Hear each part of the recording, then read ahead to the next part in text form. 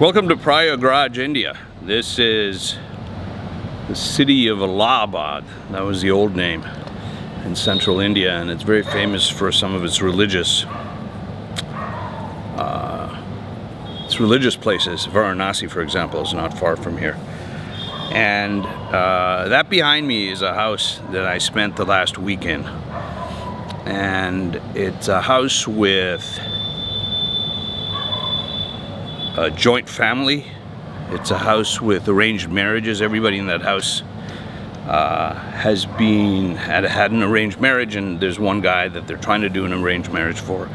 So I wanted to, in this video, question two assumptions. One is that an arranged marriage makes no sense, and the second is that a joint family makes no sense. So what I'm going to argue is that there's an economic and sociological logic to a joint family and arranged marriages. And it's not for everybody, but it's an interesting avenue for somebody who lives in the West into a different culture and seeing an institution that's really survived 6,000 years. I mean, you might say that doesn't make sense, but the question is, why has it lasted for so long? To me, the test of time is often the test of whether something makes sense or not. So first, let's start with the arranged marriage part. So the way it works is the parents go out and seek out by the way, there's a couple of dogs around here, so you might hear barking.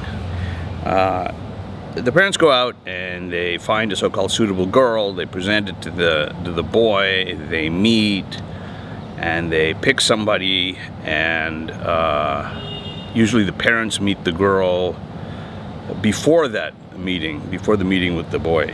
For example, in this house there's one guy who's about 30 years old, and they're in the process of trying to find him a wife. And at first, from a Western perspective, you say, oh my God, I got to choose my own person. This is outrageous. Shocked, I say. But the reality is, if you talk to people today, and I'm taping this, I think the 13th of July, 2026, young people who are 30 in the West don't really say that much positive about online dating. I mean, there's a lot of garbage out there, and you have to sift through the garbage, and there's no way to sift through the garbage. What arranged marriage does is it takes out a lot of the variables that make for an unsuccessful marriage, or make for a successful marriage, depending on your perspective. And it leaves a few variables for you to manage. Now, this is very much like the investment ideas that I've propagated on this channel, where you identify risks, you transfer almost all the risks and keep one risk and then watch that risk carefully. It's very similar to that idea. And so, for example, this is a family where the head of the household, pater familias, is a medical doctor. His wife, he's a radiologist. His wife, specializes in radiology. His wife is an oncologist, a doctor specializing in cancer. His eldest son is also a medical doctor. He's a pathologist. That son is married to a medical doctor. And then there's one son that lives with them here that is going to get married. He's a lawyer in the appeals court in Allahabad, which is very famous in India. They have a son who's has a master's in computer science. He's in America right now, but as you'll see when I talk about the joint family structure, he's about to come back here and bring his wife as well with him to live here. So all of them are going to live. That's the plan. So why does an arranged marriage make sense? Because unlike online dating, first of all, somebody's helping you. It's a family project. But secondly, you're looking at the family, and you're making the basic assumption that if you can see the way a person was raised and the character of the parents, the grandparents, the history of the family, that you can create certain inferences from that. So for example, look at it from the girl's point of view that came into this marriage. They know both parents are medical doctors. They know that the father of the head of household was a doctor, and the father's father was a doctor. They're very well established in Allahabad. They have a name that's very sterling. The grandfather was the doctor to the Nehru family, and this family happens to be my family from my father's side. So the idea of marrying into this family is marrying into 3 generations, and you kind of draw the inference that I know the variables.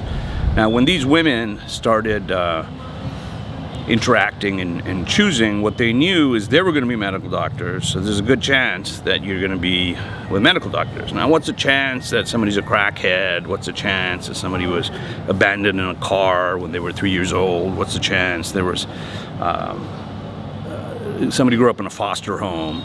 Pretty much zero, because you've vetted out the variables. The second thing is, people say, what about love?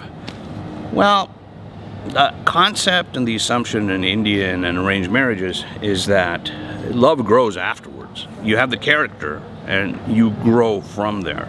And that love is really a much more profound love. That is to say, it's not, hey baby, you do it for me, let's get it on, I love you. It's not that kind of superficial Western concept of love. It's a much more profound concept of love. So, what is the economic logic of arranged marriages? It is that you take away many, many variables. Now you can focus on a couple of wild cards. One is personality. I've talked about the 5-factor personality model, which is the most empirically validated psychometric model in the world today, and in other videos. But that personality is important. They have to be willing and able to get along in a joint family. And you know, they're told from day one, you got to live in Allahabad. 2, you got to live in a joint family. If that's not your thing, go somewhere else. So nobody's kind of surprised by any of this. And they're probably coming from families where they were arranged marriages and they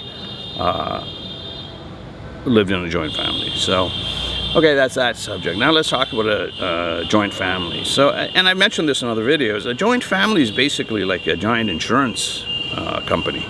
What it does is it diversifies risk, right?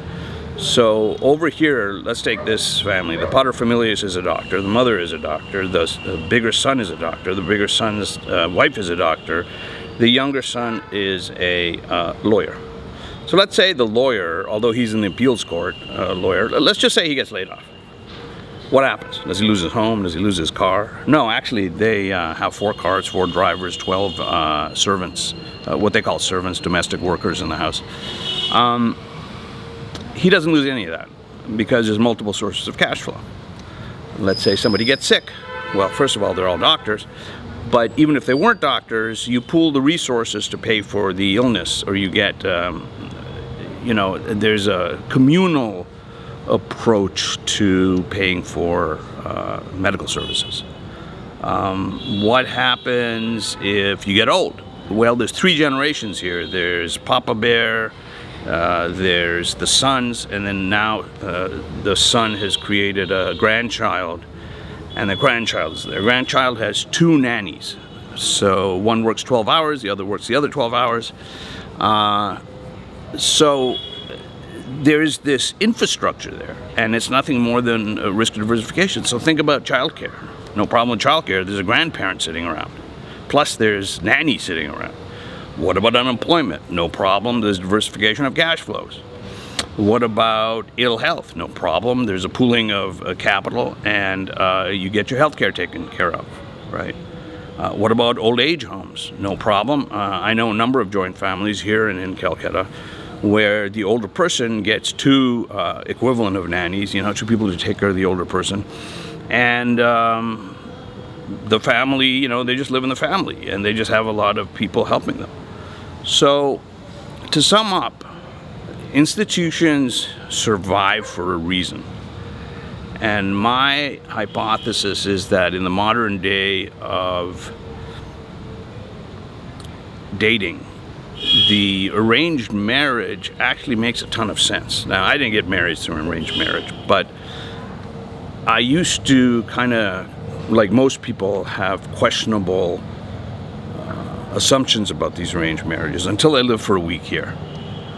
And as for a joint family, I get why the American son laughs at the thought of working in America.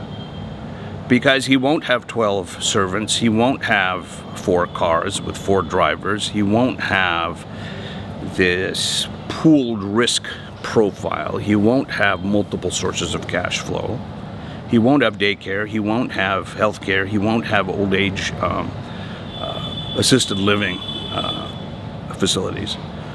So there's a logic there. It might not be for everybody, but that's the way it works. So if you're ever curious about India and how these institutions work, come check it out for yourself. See you in the next video.